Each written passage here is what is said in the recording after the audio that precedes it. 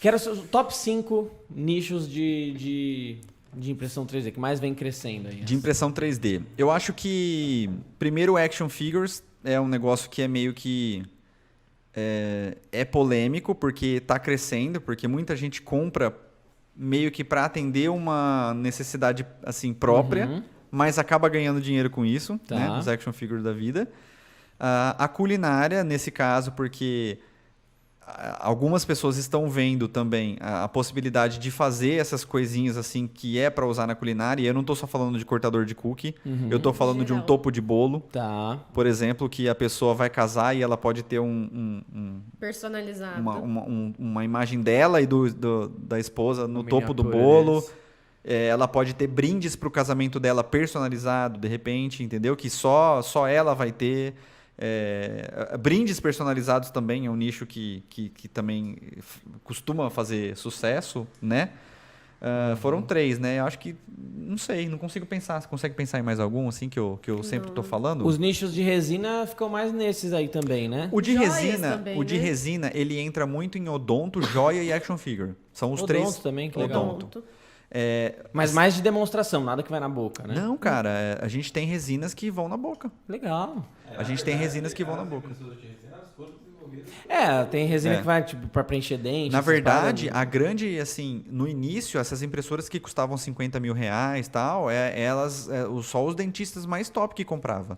Entendeu? Depois que popularizou pro nosso lado, dos robistas, dos action figure e tal, que veio diminuindo. Que aí os dentistas entraram na onda também. Mas a gente tem as resinas, por exemplo, que o pessoal imprime muita prótese de estudo. Eles imprimem prótese, por exemplo, para usar, para fazer aparelho. Né? Por exemplo, hoje em dia, dependendo do consultório que você vai, você não usa mais o alginato, né, para fazer o molde. Você usa o scanner 3D, imprime na impressora 3D e ele faz o molde do aparelho em cima daquilo lá, entendeu? A criança não sofre mais, né? Nossa, era horrível. Horrível, entendeu? Então, e aí a gente tem algumas resinas que são próprias para contato, assim, tal, que não é tão comum, assim, mas tem. E existem já vários tipos de resina. Tem a para impressão, né? Resina flexível, tem resina pra Super fundição. HD, que nem essa que a gente tá tem resina para fundição, a resina basic, por exemplo, a resina normalzinha, que tem um odor mais acentuado, a resina de baixo odor, a resina de alto impacto, por exemplo, que é para peça mecânica, que vai sofrer esforço. O processo de cura na impressão 3D é pela luz UV? É pela luz UV. Toda impressão 3D, resina de impressão 3D é a mesma forma, é a luz UV. Inclusive, você tem que tomar cuidado, porque o sol já era, saiu no sol, já era. E aí cura por camadinhas ali Isso. até... É o mesmo processo. A única coisa é que ela inverte. A impressão com plástico, você imprime de baixo para cima, certo? E na impressão com plástico, primeiro você faz o perímetro, que a gente chama, que é o lado externo da peça, e depois você faz o preenchimento, né, que é o lado interno, certo? E isso, como você deve imaginar, ele toma um certo tempo, porque imagina o seguinte, você tem que fazer... Imagina se eu coloco 2 peças na mesa. Você faz o perímetro de uma peça, faz o perímetro de outra peça, preenche uma peça e depois preenche outra peça. Então, percebeu o tempo que isso leva? Agora, numa mesa de resina, por exemplo, a gente tá trabalhando com uma camada de luz. Eu jogo a camada de luz no mesmo instante para as 2 peças. De mais uniforme. Ali. Então, se a gente está trabalhando com peças de mesmo tamanho, por exemplo, a impressão de resina é mais rápida. Até do que a de filamento.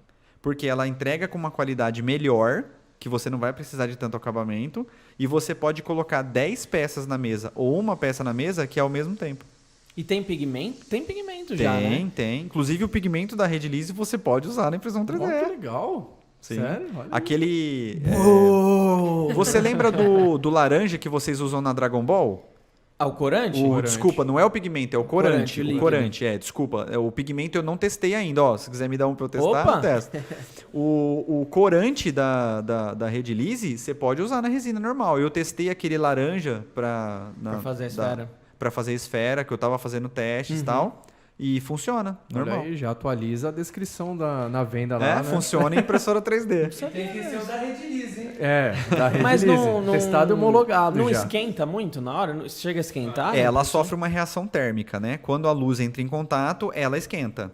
E não dá uma desbotada no corante? Cara, eu não senti. Tá. Eu não senti. Normal.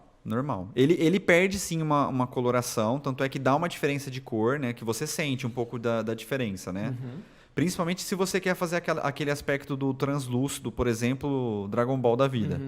Então, mas isso é muito fácil. Você coloca um pouco a mais, então é muito simples, né, de acho controlar. que eu nunca vi nenhuma peça translúcida de impressora. Dá pra você... 3D. Tem, mas é difícil porque normalmente com a luz UV é amarela. Então isso, eu até estava comentando com o Bedu. Sim. Isso hoje é muito chato porque eu nunca tive contato com nenhuma resina de impressora 3D que fosse cristal, que a gente chama, que é a transparente E olha que transparente doido, mesmo. quando você fala em composição, você pensa, beleza, então vamos fazer uma resina que tem absorvedor UV. Só que se você coloca absorvedor UV, ela não vai curar com UV.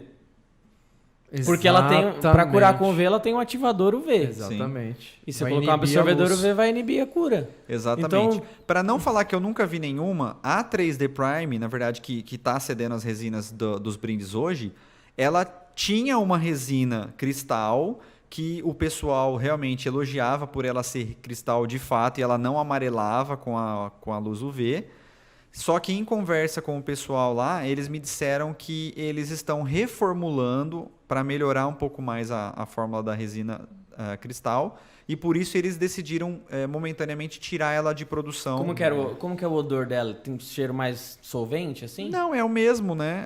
É praticamente o mesmo. Eles fazem com baixo odor. E a impressora de resina, ela também vem com um filtro de carvão ativado lá, que meio que na hora do vapor, na hora que ela solta aquele vapor da cura, a impressora de resina já dá uma filtrada. Que legal. Não quer dizer que você está livre de odores no ambiente. Você assim, ainda usa está. máscara, bonitinho. Por exemplo, pessoas mais sensíveis, ela tem um sinto nariz muito mais sensível do que o meu. Aí vocês usam máscara, bonitinho. Sim, o ideal é assim, é ambiente arejado, ou usar uma máscara, né? Então, por exemplo, tem pessoas que sofrem, vai ficar com dor de cabeça, o olho talvez lacrimeje, né?